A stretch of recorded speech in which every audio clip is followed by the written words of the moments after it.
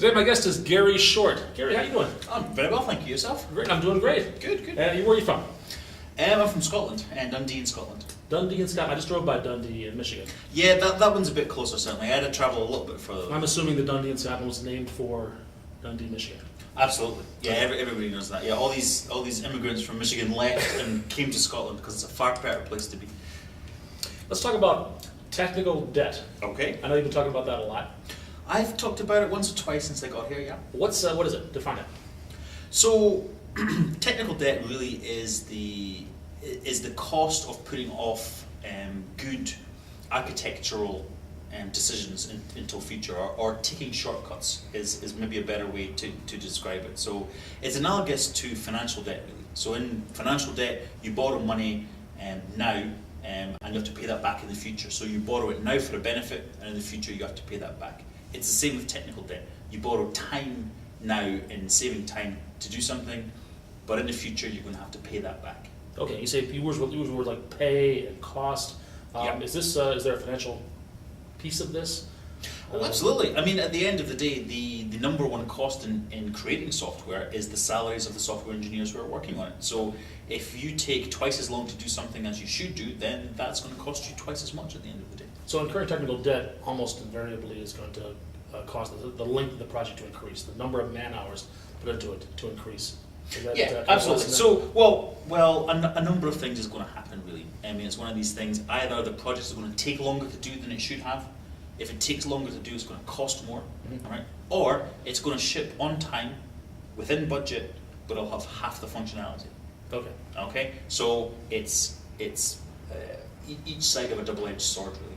Okay. So I think we can agree that technical debt is a bad thing. That we're incurring something, some short-term benefit in exchange for something bad in the long term, some cost in the long term. Yeah, absolutely. What are some examples of that? When do people incur this technical debt? So an example of that, one of the best examples of that is an anti-pattern called Not Invented Here. All right, where people in your enterprise, the business in your enterprise, give you a task and they say, provide me with the following functionality, right? And for example, you will then spend 3 months writing a charting component for this particular solution, right? Now that's not what you were asked to do. All right? Not only was that not what you were asked to do, but it's not what you're expert in. You're expert in the business domain in which your enterprise operates. Also, you could buy a charting package from people like us, from DevExpress, or from one of our competitors. There's a number out there. You're bound to find one that does whatever it is that you want it to do, okay? And you can buy it for around $300-400, right? Then ask yourself, how much development time could you get for $300 or $400? All right? You certainly can't come up with a component that's as polished as the one you can get from DevExpress or one of our competitors, okay? Right. So there's a technical debt incurred there, okay, in trying to do something that that you're not expert at. So it's the other kind of definition of technical debt, where you're looking at not taking advantage of savings that you could have done. Okay, so I'll buy that. Now, of course, the flip side of that is that if I buy something from DevExpress, it's not going to be identical to what I want. But if I get it myself, I can customize exactly how I want it. There's some trade-off there, right? Sure, but for $400, you could write a component to do exactly what you want for $400. If you can, charge 40 cents an hour. Maybe. Yeah, I should charge 40 cents an hour. But if you really can do it in that time frame, then you should give me your card, because I'm sure we can find a job for you. Okay, so what else? What else is examples of? Other let's use the term anti-patterns. I love that term. What's an anti-pattern? Another one of the anti-patterns that we talk about is that I talk about in my presentation is, for example, code that plays together stays together. And it talks about, in that particular anti-pattern, I talk about code pollution of an object. So you add more functionality and more description and more interaction into that object than really should be there. We should prefer a separation of concerns, but a separation of concerns leads to quite a large object model.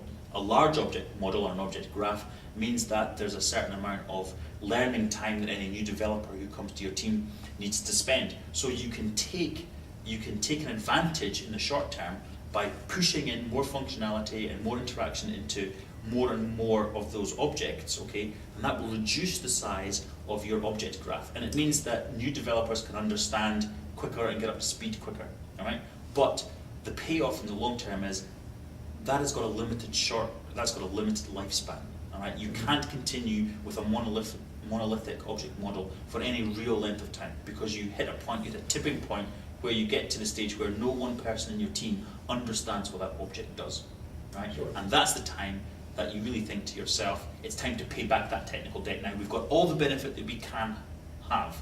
We've taken on that benefit. It's time to pay back that technical debt. Now this object, or these few objects that we've got, need to be refactored out. We need to have a proper architecture with proper separation of concerns, and it's time now to go to a proper object graph. Okay, so then that refactoring time, that's the debt we're paying. Because Exactly. we're no longer working on whatever the application is, we're not adding functionality, we're just You're